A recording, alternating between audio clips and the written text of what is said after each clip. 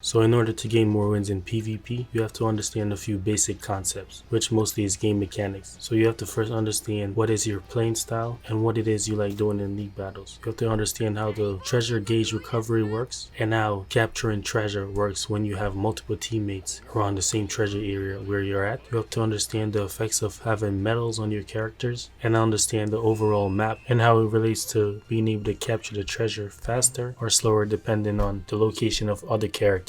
Alright, let's first start off with playing style. If you're using runners in battle, you have to know your job. Your job is to capture the treasure, while if you're using defenders, your goal is to defend the treasure. So that means you're staying in the treasure area so you can protect it. And if you're using attackers, your main purpose or goal is to be on the front lines, fighting the enemies so they don't get near your treasure. And in elite battles, if you're using a runner, your job is not to capture the first treasure. You're supposed to let your other teammates capture it, while you go ahead and capture the second treasure so that it's easier for one person to defend the rest and defend you while they're doing that. So the easiest way to gain a quick win in league battle mode is to capture all the treasure, all 5 treasure, and then each of your party member guard those treasure so that I believe after 15 seconds you gain an automatic win, so you don't have to wait for the full time to pass. That's one of the easiest ways to gain a quick win in league battle mode. My favorite playing style so far is to use runners because I don't have to attack the enemy. My job is just to run away like a coward and capture as much treasure as possible, while my other party members, they try to safeguard the treasure and help protect the runner so you can go ahead and capture the treasure. And no matter what your playing style is, it's best to stick with it so that each individual on your team, they know what they need to do in order to secure victory. Alright, let's move on to treasure gauge recovery. So in order to increase your treasure gauge recovery, you have to stay around the area after you capture a flag, but you have to also make sure there's no enemies within the area or else your treasure gauge will not normally recover. You have to first get the opponent outside of the treasure area, and then once you're inside, treasure gauge naturally recovers. And once you get it to max, it's going to take longer for your enemy to capture the treasure. I think when you get it to max, it takes around like 10 seconds in order for the enemy to capture the treasure. Alright, now let's move on to capturing treasure. So the more party members you have around the treasure area, the easier it is for you to capture the treasure. The less you have, the longer it normally takes. So the best thing to do when capturing treasure is have a bunch of party members around your team so that it's faster for you to capture the treasure, so you could move on as a team to capture the next treasure, if that's how you want to play. Or you could also have one individual moving from treasure area to treasure area. But the best thing to do is to team up with one other person so you could capture the treasure faster. Alright, let's move on to equipping medals. So whenever you're trying to equip medals to your characters, always look at the tags to see if they have a dual effects or a triple effects, meaning that when you pair the medals together, they will give a character a certain effect depending on whatever that is. So always look through your medals to see what effects they have when paired together. And also you do want to make sure that your medals are at the best ranks possible, which is usually a 8 or a 9, meaning that for each slot they either have a 3 stars for one, 3 stars for the second one, and a 3 stars for the third one, giving them a total rank of 9 overall. And also depending on what type of character you have, for example attacker, defender, or runner, always equip them with medals that will benefit them overall. So I usually use a runner in battle, so I equip medals to help my runner capture the treasure faster and give him an HP buff, because runners usually have lower HP. Alright, let's move on to the map. So whenever you're playing league battle, you should always keep track of where your opponents and your teammates are on the map field, so that you will know where to go when you need to capture treasure and which areas to avoid in order to not get beaten down by your enemy. So you always want to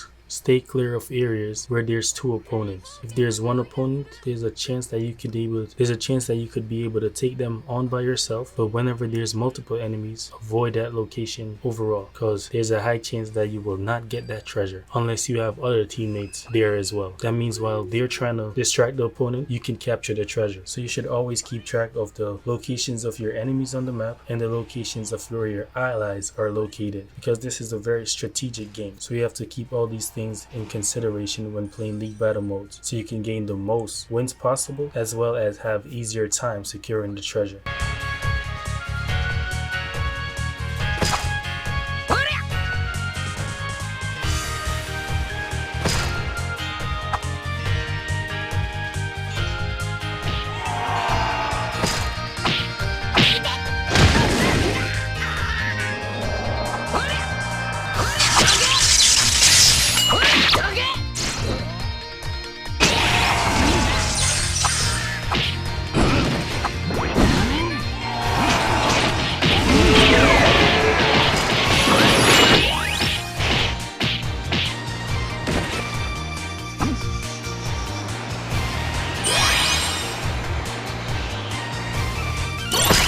むところだ。ほりゃ。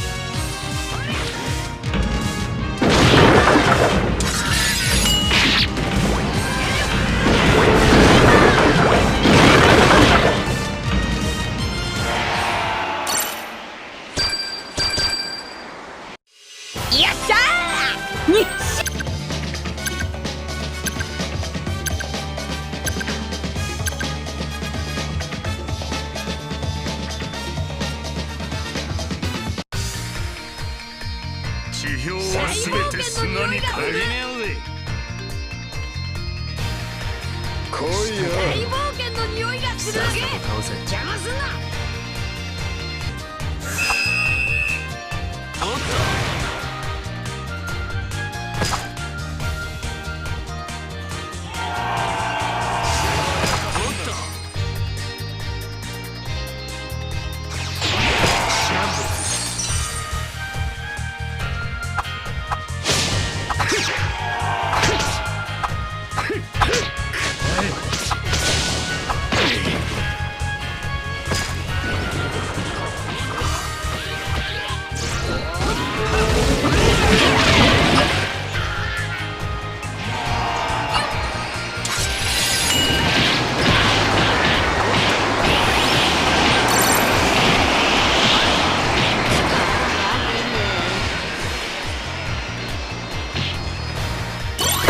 望むところだ。ほりゃ。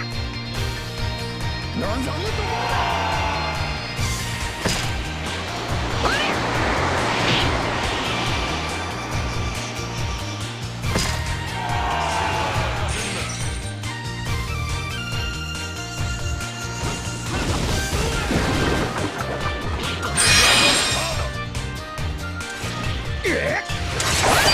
ほりゃ。どけ。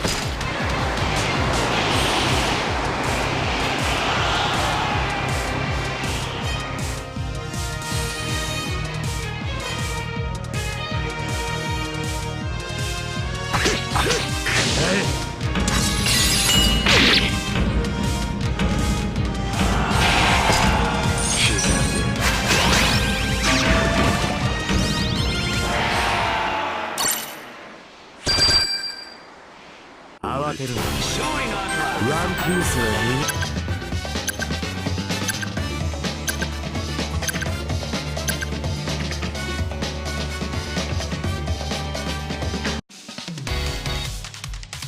大冒険の匂いがする。